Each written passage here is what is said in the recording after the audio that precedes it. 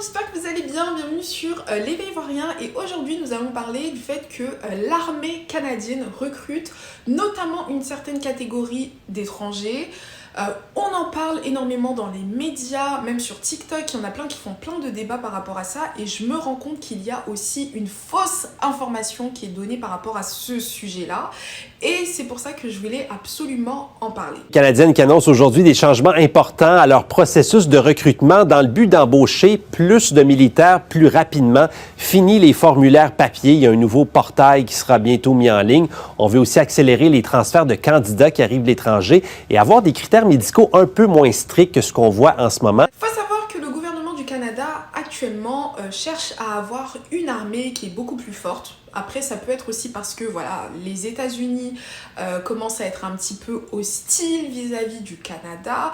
Mais bon, moi je m'y intéresse depuis pas mal de temps maintenant et je peux vous garantir que ça fait plusieurs années que le gouvernement du Canada recherche de plus en plus de candidats et de futurs militaires. On va parler aujourd'hui du fait que le gouvernement du Canada accepte aussi dans ses rangs des résidents permanents et je sais qu'il y en a tellement qui sont arrivés au Canada ces dernières années, qui ne savent pas forcément ce qu'ils veulent faire au Canada, qui n'arrivent pas à trouver de bonnes opportunités d'emploi ou qui n'arrivent pas à très bien évoluer dans le domaine, dans le secteur privé.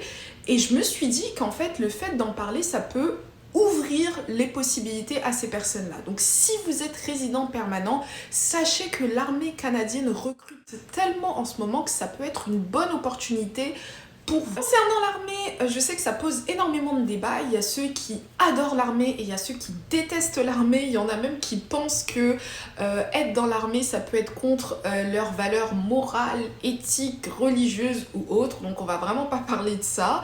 Mais sachez que être dans l'armée, c'est pas que aller à la guerre, aller au front.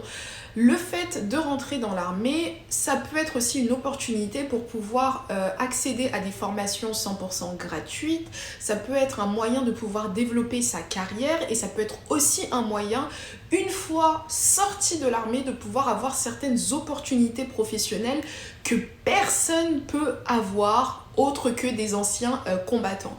Vous avez la possibilité en tant que résident permanent de pouvoir vous inscrire depuis quelques années et l'avantage c'est que lorsque vous êtes sélectionné, vous pouvez avoir beaucoup plus rapidement la nationalité canadienne. Énormément de nouveaux résidents permanents sont arrivés ces dernières années et il y en a beaucoup qui galèrent à trouver un emploi, qui galèrent à se sentir à l'aise au Canada ou qui galèrent tout simplement à trouver leur voie professionnelle.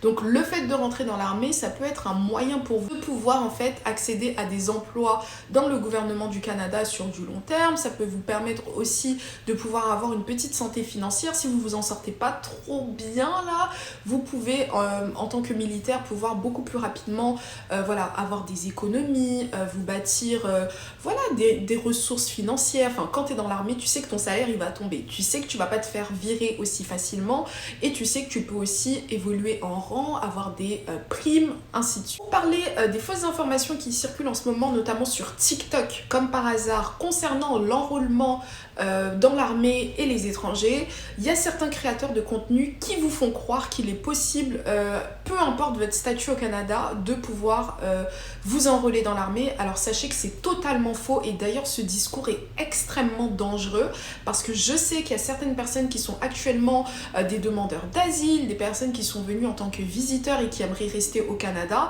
et le fait de donner une aussi grosse fausse information, ça peut mettre les gens en péril tout simplement. Donc sachez que c'est faux.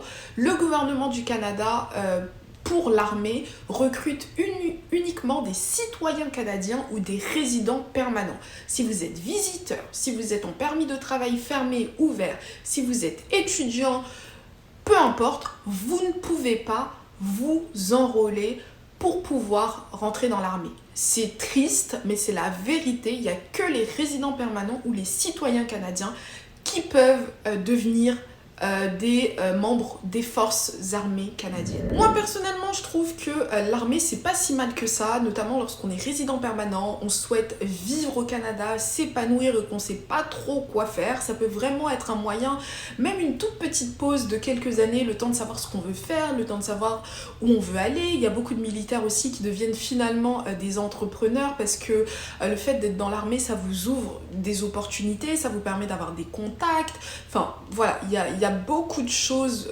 d'intéressant là, moi je dirais par rapport à l'armée, que ce soit canadienne ou dans d'autres pays.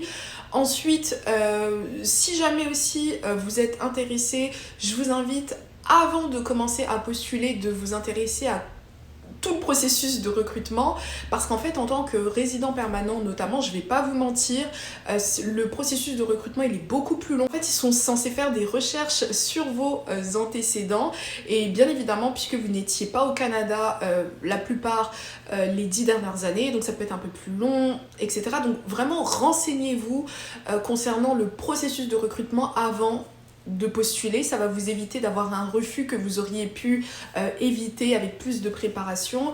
Pareil pour les conditions physiques aussi, renseignez-vous, combien de pompes à peu près dans l'armée il faut savoir faire, ça vous permet de pouvoir aussi voilà, vous entraîner petit à petit.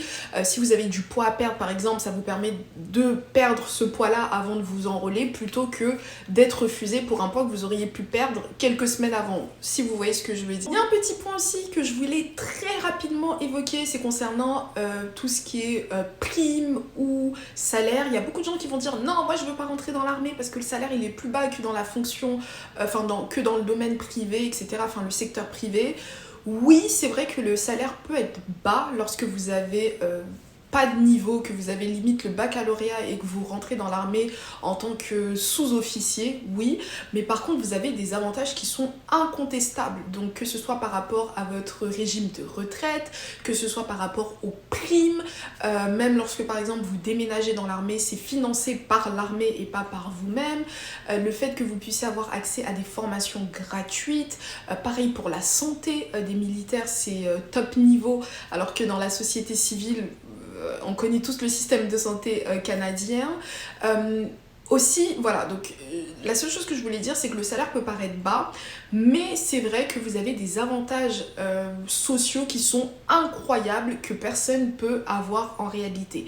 La deuxième chose aussi par rapport à la rémunération, c'est que les militaires évoluent beaucoup plus rapidement. De ce que j'ai pu lire, attention, je suis pas dans l'armée donc je ne sais pas, mais de ce que j'ai pu lire, les militaires évoluent beaucoup plus rapidement, notamment lorsqu'ils acceptent de faire des diplômes, des spécialisations, etc. Ils évoluent très rapidement dans l'armée, donc ils ont des rangs et des grades qui leur permettent d'avoir plus d'argent. Ce sera tout pour cette vidéo, j'espère que vous l'avez apprécié. Si jamais le recrutement dans l'armée vous intéresse ou si jamais vous voulez rentrer dans l'armée, etc., je vous invite vraiment à vous intéresser au sujet. Ça peut être une super belle opportunité pour les résidents permanents qui deviendront plus facilement canadiennes. Je vous invite à vous abonner, commenter, liker, partager. Et ce sera tout. Je vous dis à la prochaine pour une prochaine vidéo. Bye bye.